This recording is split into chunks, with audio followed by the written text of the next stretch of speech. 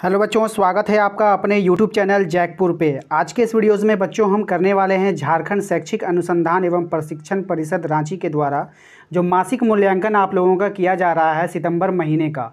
ठीक है, उसका हम लोग क्लास 7 का आज डिस्कस करेंगे, जिसमें आपका हिंदी है, इंग्लिश है, ठीक है ना, हिंदी है, इंग्लिश है, गणित है, विज्ञान है, सामाजिक विज्ञान और संस्कृत है।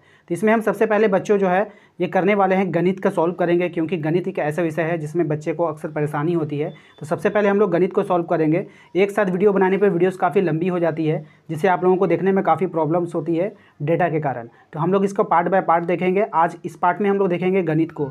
ठीक है बच्चों, तो चलिए हम लोग गणित देखते हैं। देखिए बच्चों, हमारा ये पहला सवाल है गणित का, कौन सी संख्या परमेय संख्या नहीं है। बच्चों आपको बताना है पहले सवाल में कौन सी संख्या जो है वो परमेय संख्या नहीं है।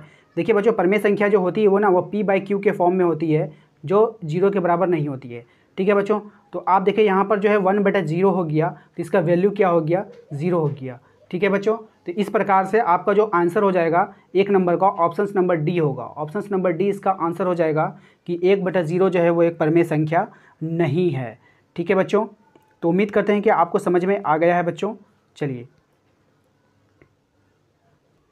दूसरा सवाल है हमारा बच्चों कि 3/-12 संख्या रेखा पर कहाँ स्थित है, आपको बताना है। बच्चों ये देखिए, ये एक संख्या रेखा है। ठीक है, आपको इस पर बताना है कि 3/-12 कहाँ पर है। सबसे पहले बच्चों आपको देखिए करना क्या होगा, ये जो 3/12 है, 3/12 है, -12, इस माइनस को आप खत्म कीजिए, -1 से ऊपर नीचे गुना कीजिए, तो यहाँ पर आ जाएगा बच्चों -3/12। इसको जब आप कटाइएगा 3 × 3 और यहाँ पर आ जाएगा आपका 8 में, यानी -1/4, -1/4 आ गया बच्चों। ठीक है, तो -1/4।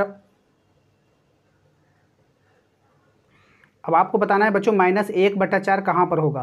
तो ये बच्चों, ये जो 0 होता है ना, तो 0 के इधर जब हम चलते हैं तो वो माइनस में लिखाता है, और इधर जब चलते हैं तो वो प्लस में लिखाता है। तो ये वाला टर्म पहला वाला -1 का कहलाएगा। ठीक है, ये दूसरा वाला -2 का कहलाएगा, और ये तीसरा वाला -3 का कहलाएगा।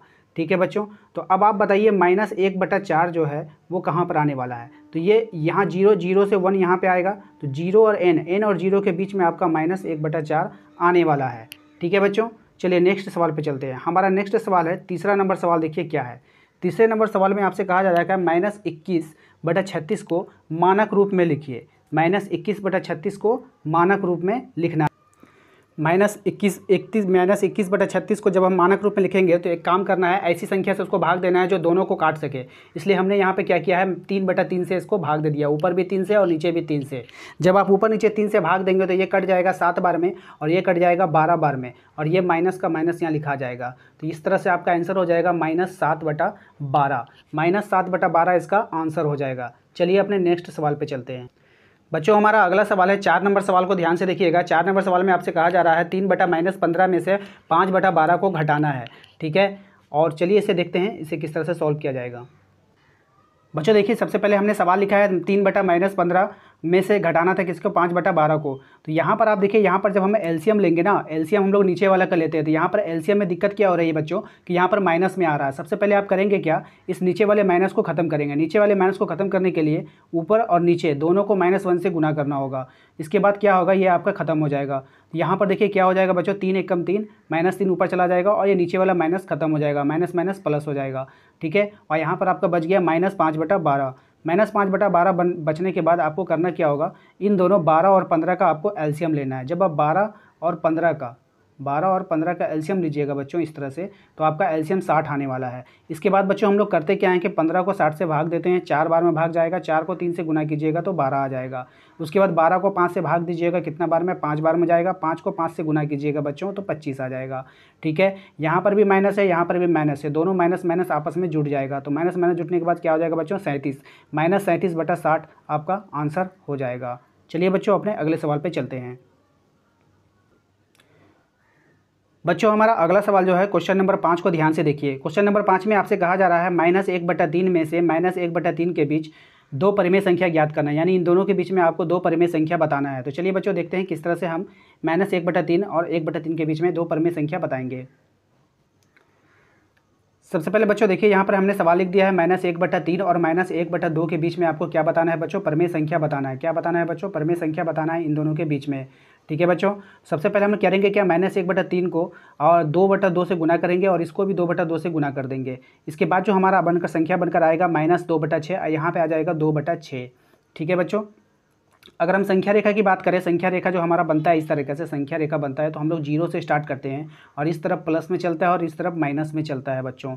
तो 0/6 आपका आ गया। ठीक है, आपका सबसे पहले जो यहाँ पर 0 है तो हम लोग क्या देखिए, नीचे सबका बेस सेम है तो हम भी सेम रखेंगे। तो यहाँ 0 है तो हम लोग 0/6 रखेंगे। इधर क्या हो जाएगा बच्चों, 1/6, 2/6, 3/6, इस तरह से क्या होगा, आगे बढ़ते चल जाएगा। और इस तरफ की बात करें हम तो -1/6, -2/6, -3/6, इस तरह से आगे बढ़ते चल जाएगा। ठीक है, इसके बाद आपको करना क्या है बच्चों, आपको बताना है, क्या बताना था, 1/3 और -1/3 और 1/3 के बीच में 2 परिमेय संख्या बताना था। तो हम लोग क्या करते हैं, देखिए किसी भी चीज़ को अगर हम लोग सेम चीज़ से गुना करते हैं ना, जैसे यहाँ पर हमने 2/2 से गुना कर दिया, यहाँ पर भी हमने 2/2 से गुना कर दिया, तो इसके परिमाण में कोई परिवर्तन नहीं होता है। ठीक है, सेम टू सेम होता है।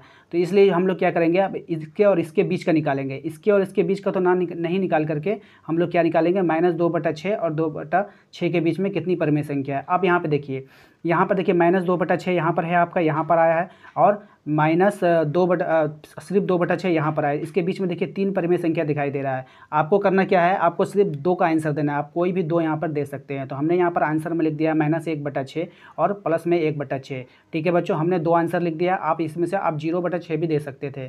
ठीक है बच्चों, तो उम्मीद करते हैं कि आपको समझ में आ गया है। आज का ये क्लास आपको अच्छा लगा है तो क्लास पसंद आया तो वीडियो को लाइक कर दीजिए। चैनल को सब्सक्राइब नहीं किया तो चैनल को सब्सक्राइब कर लीजिए, क्योंकि मिलते हैं अपने अगले वीडियो में जल्द ही।